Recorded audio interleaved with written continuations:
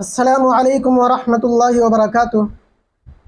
نحمدہ ونصلی علی رسولہ الکریم، اما بعد۔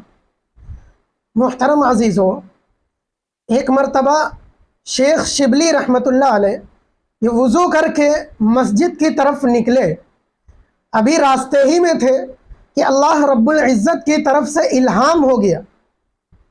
الہام ہوا کہ اے شبلی، تو گستاخانہ وضو کر کے میرے گھر کو آ رہا ہے۔ کیا الہام ہوا؟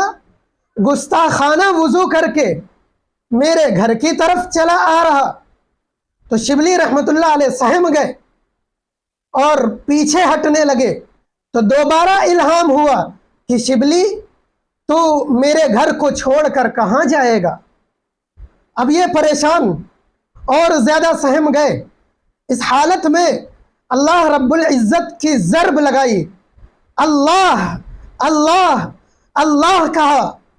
تو جب لفظ اللہ کہا تو پھر دوبارہ الہام ہو گیا کہ اے شبلی، تو مجھے اپنا جوش دکھاتا ہے، تو مجھے اپنا جوش دکھاتا ہے۔ اب یہ اور پریشان، چپ چاپ کھڑے ہو گئے، چپ چاپ کچھ نہیں بول رہے۔ پھر الہام ہو گیا کہ شبلی، تو مجھے اپنا صبر دکھاتا ہے، تو مجھے اپنا صبر دکھاتا ہے۔ اب اور پریشان، آخر کار بول اٹھے کہ یا اللہ، میں تیرے سامنے فریاد کرتا ہوں، میں تیرے سامنے ہی جھکتا ہوں، تجھ سے ہی فریاد کرتا ہوں۔ میرے عزیزوں، جو اللہ رب العزت سے محبت کر لیتا ہے اور اللہ رب العزت جس سے محبت کرتا ہے، تو پھر اللہ رب العزت اپنے محبوب بندوں سے اس طرح محبت میں گفتگو کر لیا کرتا ہے، گفتگو کر لیا کرتا ہے۔ اللہ رب العزت جس سے محبت کرنے لگ جائے۔ تو میرے عزیزوں، شیخ شبلی رحمت اللہ علیہ نے کیا فرمایا کہ میں تجھ سے ہی مدد مانگتا ہوں، تیرے ہی سامنے فریاد کرتا ہوں، تجھ سے ہی بھیک مانگتا ہوں، تیرے عشق کی انتہا چاہتا ہوں، تیرے عشق کی انتہا چاہتا ہوں، میری سادگی تو دیکھ میں کیا چاہتا ہوں۔ میرے عزیزوں، اللہ رب العزت کے سامنے کیا فرمایا کہ میں تجھ سے مانگتا ہوں، تیرے سامنے فریاد کرتا ہوں۔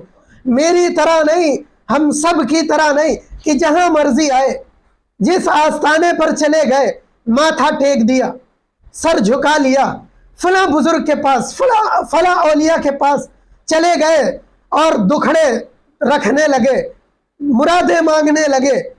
کیا اللہ کو نعوذ باللہ اتنا سستا سمجھ لیا کہ تم اس کے ساتھ شریک کرتے ہو کہ یہ بزرگ ہیں، یہ اولیاء ہیں، یہ میری فریاد لے کر اللہ کے سامنے جائیں گے، تب اللہ سنے گا۔ اللہ شہرگ سے قریب ہے، وہ کیا اتنا عاجز ہے کہ وہ تمہاری ڈائریکٹ نہیں سن سکتا؟ وہ تمہاری فریاد نہیں سن سکتا؟ وہ تمہاری حاجت کو نہیں سن سکتا؟ وہ تمہیں اولاد نہیں دے سکتا؟ وہ بارش نہیں برسا سکتا؟ وہ تمہارے گناہ نہیں معاف کر سکتا؟ وہ اس تک تمہاری نیکی کیا نہیں پہنچتی؟ اللہ کو اتنا سستا نعوذ باللہ سمجھ لیا۔ یہ جھوٹ کا شربت کسی اور کو پلاؤ، کسی اور کو پلاؤ یہ جھوٹ کا شربت۔ عبد القادر جیلانی رحمت اللہ علیہ کی سیرت پڑھ کے تو دیکھو، پڑھ کے دیکھو، وہ کیا کہتے ہیں کہ میرا رب اللہ ہے، میں اسی سے مانگتا ہوں، اسی کے سامنے ماتھا ٹیکتا ہوں، اسی کے سامنے فریاد کرتا ہوں، اسی کے سامنے حاجت رکھتا ہوں۔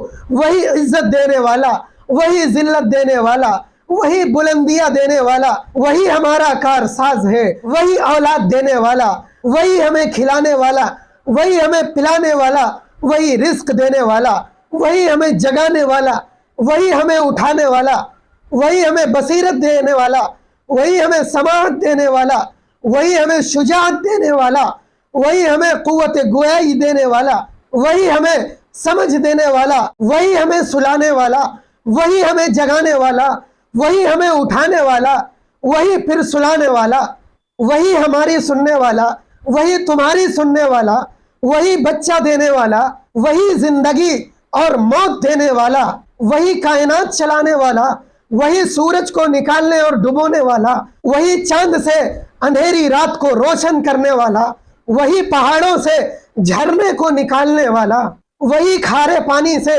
میٹھے پانی کو جوڑنے والا، وہی 7 سمندروں کو ملانے والا، وہی عزت و ذلت دینے والا کون ہے؟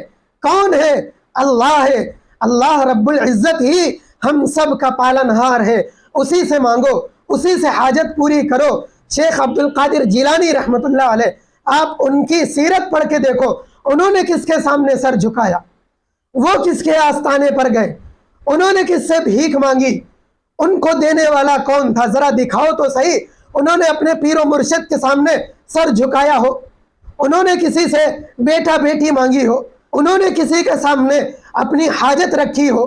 کس کے سامنے رکھی؟ اللہ کے سامنے۔ اللہ رب العزت ہم سب کے دلوں میں اپنی محبت اور اپنا عشق پیدا فرمائے، اور باطل کو مٹانے اور حق کو سمجھنے کی اور ہدایت کی توفیق عطا فرمائے۔